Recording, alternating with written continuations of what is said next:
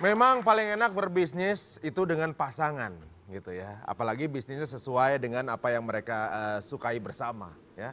Punya pasangan yang seprofesi itu memang paling enak. Nanti lama-lama iklan juga bareng-bareng. Nah sekarang saya mau tanya nih, apalagi Hesti sebagai seorang wanita biasanya dia mempunyai menu-menu yang spesial apalagi untuk keluarganya. Kalau menurut lo gimana Ti? Mestinya Hesti Purwadinata kenapa jadi Hesti pura-pura orang nih? Maaf Pak, bukan begitu. Kenapa? Hesti lagi pesan tempat untuk ulang tahun anaknya. Wow, tadi sama si Maksi? Iya betul sekali. Oh iya. Dia lupa kalau take lagi ya. Kalau gitu langsung aja kita akan melihat si seksi Epe Surepe. Ya, sebagai pengganti Hesti sementara. Mohon maaf kalau televisi Anda agak retak sedikit ya. Ya, berikut ini seperti saya janjikan tadi kita akan bertemu dengan seorang selebritis Indonesia yang ternyata juga terjun ke dunia kuliner. Beliau ada seorang presenter, juga pernah menjadi salah satu finalis Abang Jakarta dan memiliki banyak mantan pacar. Langsung saja inilah dia, Adi Nugroho.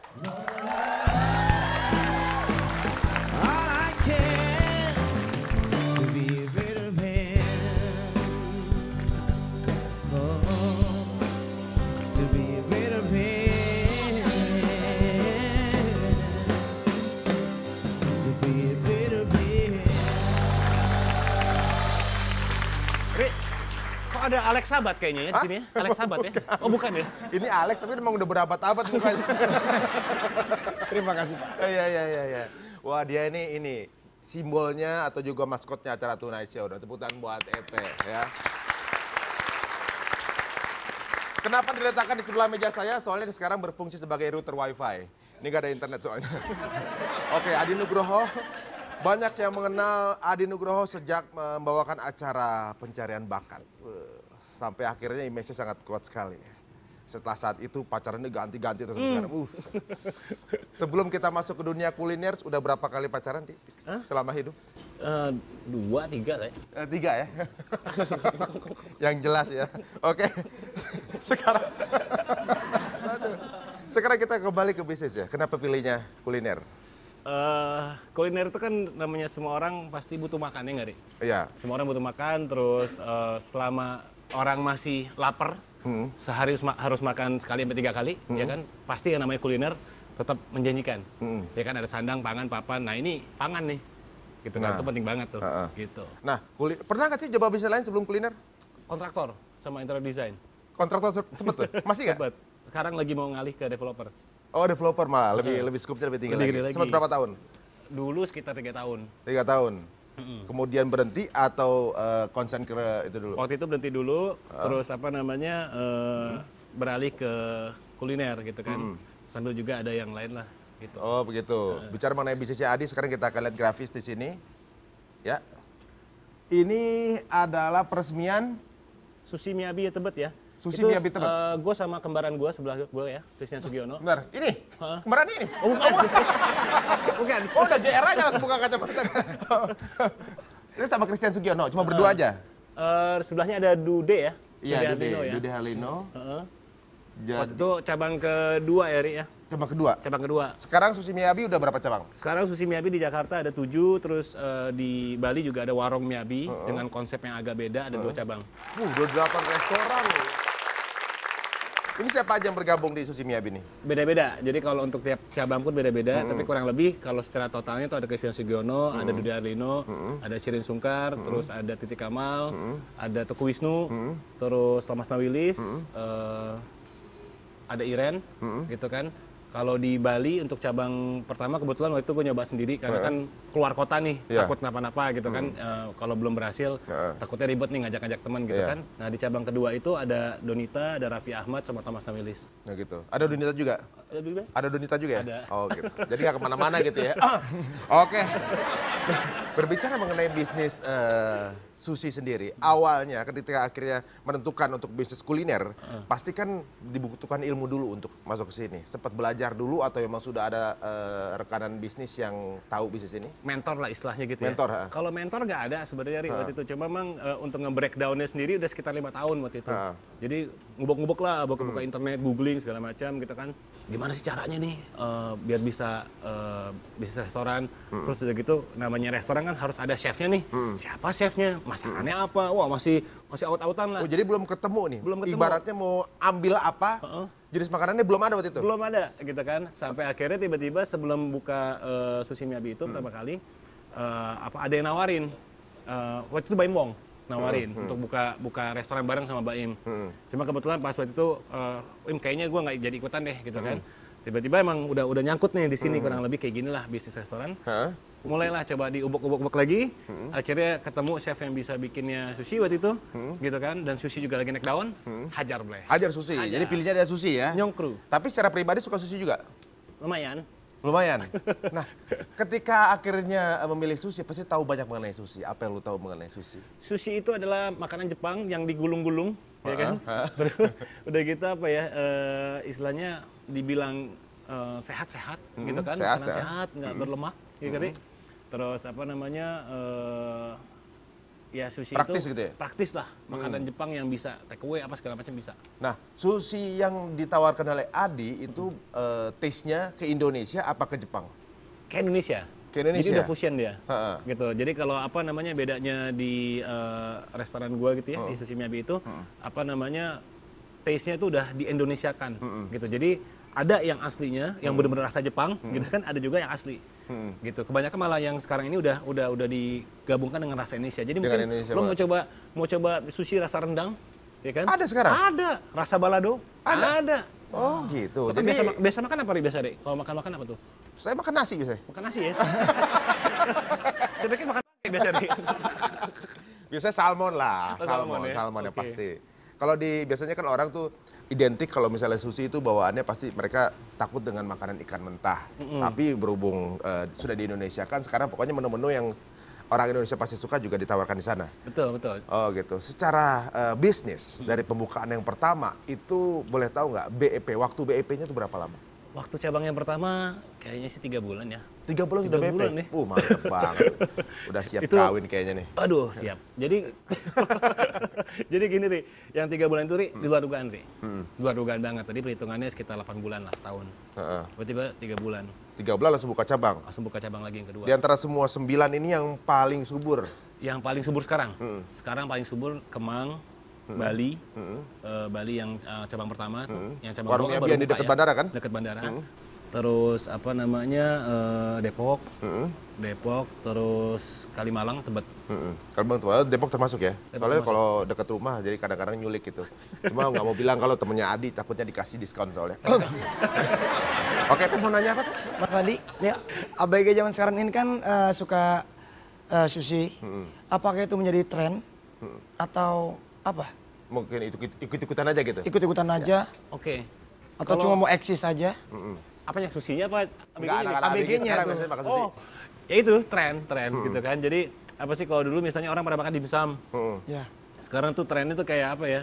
Makan sushi tuh gaul gitu kan. Nah, sedangkan sushi itu mahal sebelumnya gitu kan. Nah, makanya Sushi Miyabi ini menawarkan sushi murah rasanya tapi benar-benar Kena di lidah ya? ada lidah dan juga high class lah rasanya gitu loh. Nah, bicara soal murah nih. Boleh tahu nggak range harganya? Maksimal sampai dengan Rp29.000. Maksimal 29.000. 29.000. Kalau sampai lebih lo bayar sendiri. Nah iyalah kan? 29. Oh iya, 29.000 memang.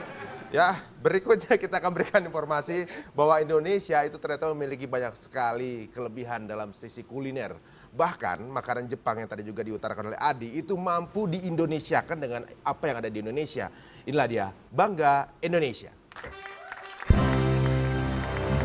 Ya, Bangga Indonesia, makanan Indonesia yang pertama yaitu adalah rendang. Hasil survei yang dimuat di laman situs CNN ini melansir 50 makanan terenak di dunia ini menghasilkan rendang sebagai juaranya. Setelah menjaring lebih dari 35.000 suara, makanan paling enak di dunia bukan masaman kari, tapi hidangan daging berbumbu pedas yang berasal dari Sumatera Barat ini. Jadi hampir di setiap negara di dunia itu ada yang namanya rendang. Tepuk tangan dulu buat rendang. Ini rendang sendiri juga sampai dia angkat ke versi susinya ya. Berarti sushi yang rendang pertama punya sushi Miyabi berarti. Oke, siap. Makanan berikutnya. Sate. Makanan khas Indonesia dari daerah asal Madura ini merupakan makanan yang sering dicari wisatawan asing jika berkunjung ke Indonesia. Bahkan sudah banyak restoran di dunia memasukkan sate sebagai salah satu menu andalannya. Berikutnya, nasi goreng. Bukan tanpa alasan nasi goreng menyandang gelar makanan nasional. Pasalnya nasi goreng memang makanan lintas kalangan yang tidak mengenal batasan kelas sosial. Beberapa artis dunia yang menyukainya adalah Shah Rukh Khan, Katy Perry, Arie Untung.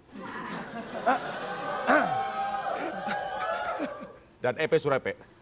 Dia juga artis dunia. Cuma dunia gaib. Nasi goreng ada di Studi Miyabi? Ada. Ada juga. Berarti semua menu ada ya berarti ya? Ada. Kita cari yang nggak ada kalau gitu nanti. Makanan berikutnya adalah bakso. Makanan ini tentunya tidak asing di lidah kita. Makanan ini juga banyak digemari wisatawan asing, bahkan merupakan makanan favorit Presiden Amerika Serikat Barack Obama. Yang unik adalah, kalau misalnya ini unik tebak-tebakan ya. Kalau malam itu kata-kata dibalik tetap malam. Kodok dibalik tetap kodok. Kalau bakso dibalik? Benar itu, tumpah. Aduh, kalah pinter sama anak mahasiswa.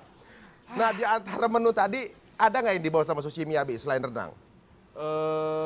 Sate nggak ada sate? Sate ada. Ada juga sate? Ada, tapi namanya yakitori. Yakitori? Yakitori. Oh, sate Sate versi Jepang. Jepang. Jepang. Terus kalau bakso? Bakso ada, tapi yang di Bali, warung Miyabi. Oh, di Bali? Bali ada. Yang nggak dijual apa? Yang nggak dijual apa ya? Saya Ada tahu semua Pak, kayak- Apa? sushi rasa sagu. Oh, tempat daerah asal. Ya. Yang pasti rasa sagu tapi penuh air karena air so dekat.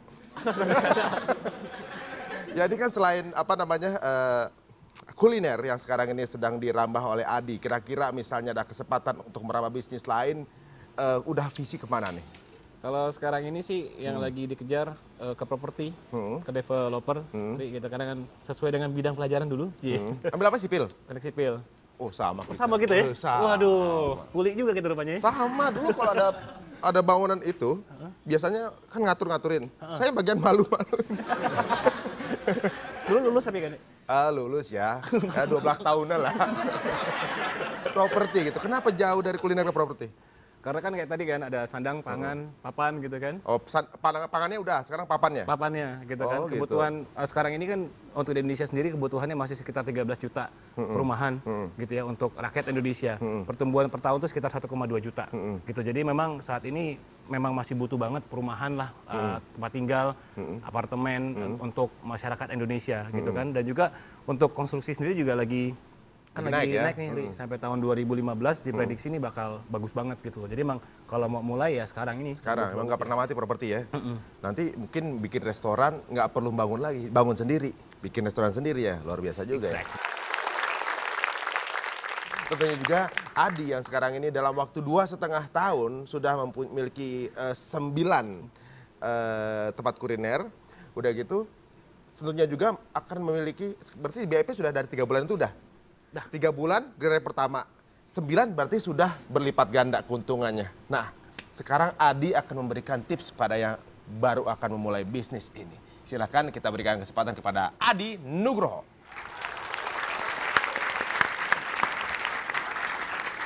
Untuk yang ingin memulai bisnis kuliner, pertama kita harus tahu lokasinya mau di mana. Terus udah gitu yang kedua, jenis makanannya apa.